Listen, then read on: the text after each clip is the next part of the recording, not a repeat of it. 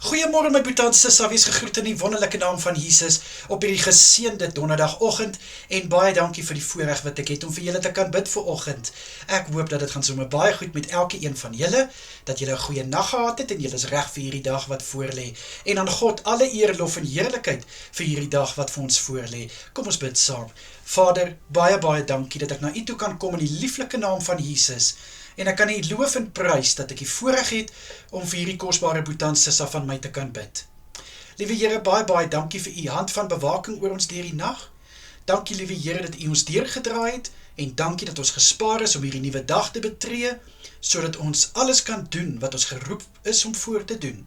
Dankie liewe Here vir dit wat vir U vir ons voorberei het en dit wat gereed is. Vader, ek bid in Jesus naam vir elke boetie en sissa van my wat by die werk is.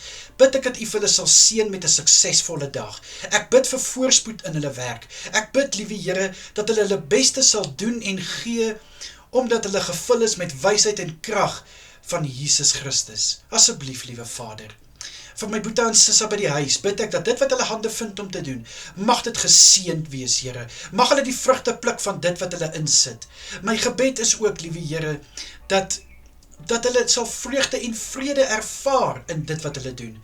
En al is dit iets kleins, dat dit nog steeds iets in hulle sal stir, moed sal stir in hulle, in Jesus Christus naam. Vader, vir my boetie en sissa wat nou gaan slaap of wat reeds slaap na laasnag se werk. Ek bid, liewe Here, dat hulle goeie rus sal kry.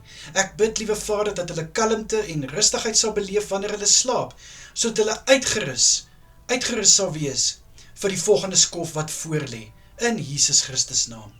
Vader, ek wil graag kom bid vir mense wat 'n besluit het om te maak vandag, mense wat keuses het wat hulle moet maak. Liewe Here, en veral dra ek my broer Remerus aan U op. Liewe Here, ek bid die toekomsbesluite wat hy het om te maak, bid ek dat hy hom sal vul met wysheid.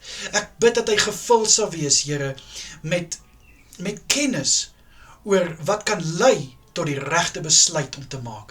Ek bid, liewe Here, dat hy rustigheid sal ervaar wanneer hy hierdie besluit maak, dat U met hom sal praat, dat U vir hom sal lei om die regte besluit te maak. Liewe Here, ek bid ook so vir Caroline, wat hier 'n moeilike tyd gaan.